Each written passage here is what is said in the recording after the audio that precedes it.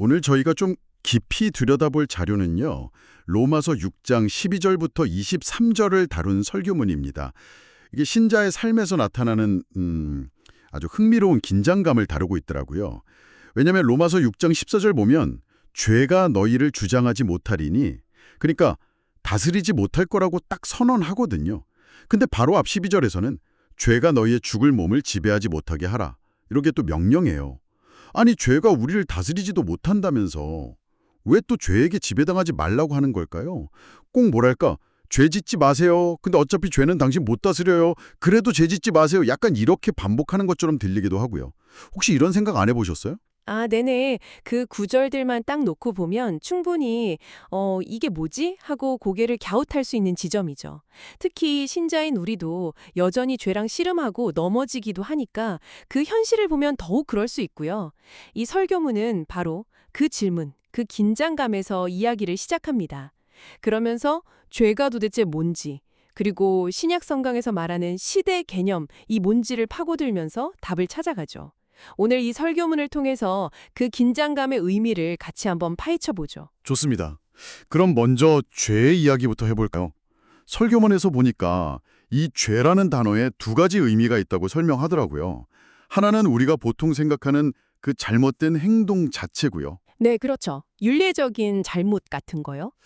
근데 다른 하나는 우리를 지배하려고 드는 어떤 힘이나 권세로서의 죄라는 거예요. 알코올 중독 같은 거 생각하면 좀 이해가 쉬울 것 같아요. 처음에는 그냥 잘못된 선택이나 행동인데 나중에는 그 힘에 완전히 사로잡혀 버리는 거잖아요. 맞습니다. 그리고 중요한 건 이 죄의 관세가 단순히 개인의 어떤 도덕적인 실패, 그런 차원을 넘어선다는 겁니다. 설교문에 따르면 이 힘은 아주 근본적으로요, 우리가 하나님께 의존해야 하는 피조물이라는 사실을 잊게 만들어요.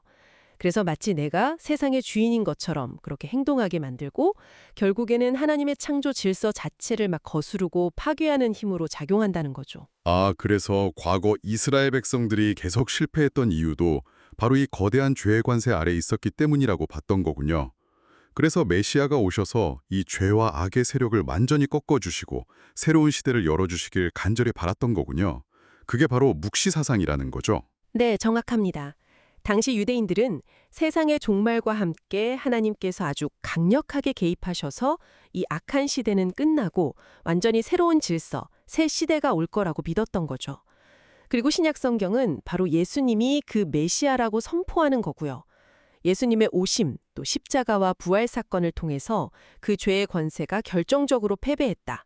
그리고 종말론적인 새 시대가 이미 시작되었다고 선언하는 겁니다. 아, 그래서 바울이 로마서 6장 14절에서 그렇게 확신에 차서 죄가 너희를 다스리지 못할 것이다 라고 말할 수 있었던 거군요. 새 시대가 열렸으니까. 그렇죠. 이미 승리했으니까요. 근데요, 여기서 또 질문이 생겨요. 새 시대가 시작됐으면 옛 시대는 이제 끝난 거 아닌가요? 그럼 왜 우리는 여전히 죄의 유혹을 받고 또 싸워야 하고 죄에게 몸을 내주지 말라 이런 명령이 계속 필요한 걸까요? 바로 그 지점. 그게 이 설교문에서 가장 중요하게 다루는 부분입니다. 핵심이에요. 신약 성경이 말하는 시대의 전환이라는 게 뭐랄까 달력 넘기듯이 딱 끊어지는 게 아니라는 겁니다. 오히려 두 시대가 지금 겹쳐 있는 상태라고 설명해요. 겹쳐 있다고요? 네, 예수님의 초림으로 새 시대가 이미 시작되었지만 그렇다고 옛 시대 영향력이 아직 완전히 사라진 건 아니라는 거죠. 이 두 시대가 중첩된 과도기, 바로 이 이미와 아직 사이의 긴장 속에 지금 우리가 살고 있다는 겁니다. 아하, 그렇군요. 그러니까 죄의 지배는 끝났다. 이건 이미 시작된 새 시대의 현실을 말하는 거고, 네, 죄 짓지 말라. 이건 아직 완전히 끝나지 않은 옛 시대의 잔존 세력, 뭐 그런 영향력에 맞서라는 명령인 거네요. 정확하게 보셨습니다. 하나는 예수님 안에서 우리가 법적으로 해방된 진짜 세계의 진실이고요. 다른 하나는 힘을 잃었지만 여전히 옛날 방식대로 우리를 속이고 넘어뜨리려는 그 끝난 세계의 마지막 발악 같은 거죠. 비유가 재미있네요. 설교문에서도 비슷한 비유를 들었던 것 같은데요. 새 정부가 들어섰는데 이전의 불법 정권 잔당들이 아직 저항하는 상황 같은 거요? 네, 맞아요. 죄는 더 이상 우리를 합법적으로 다스릴 권세가 없어요. 예수님이 왕이시니까요. 하지만 여전히 옛날 방식, 옛날 습관으로 우리에게 영향력을 행사하려고 한다는 거죠.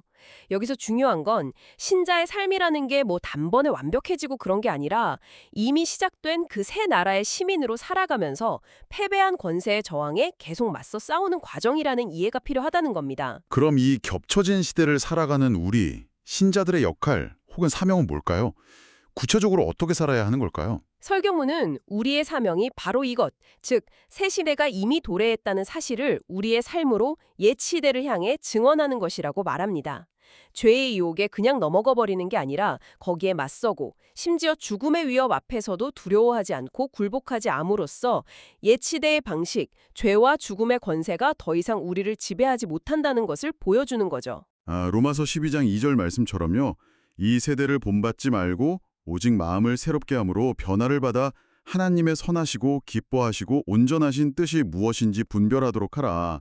이 말씀이 딱 떠오르네요. 네, 바로 그겁니다.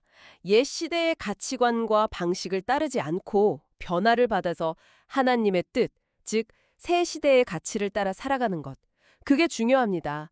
우리의 새로운 시민권을 매일의 삶 속에서 적극적으로 행사하는 거죠. 들어보니까 로마서 6장에 그 까다롭게 느껴졌던 구절들이 사실은 우리가 처한 현실, 그러니까 이미 시작되었지만 아직 완성되지 않은 하나님 나라, 그 두 시대가 겹쳐진 현실을 반영하고 있었던 거군요. 맞습니다.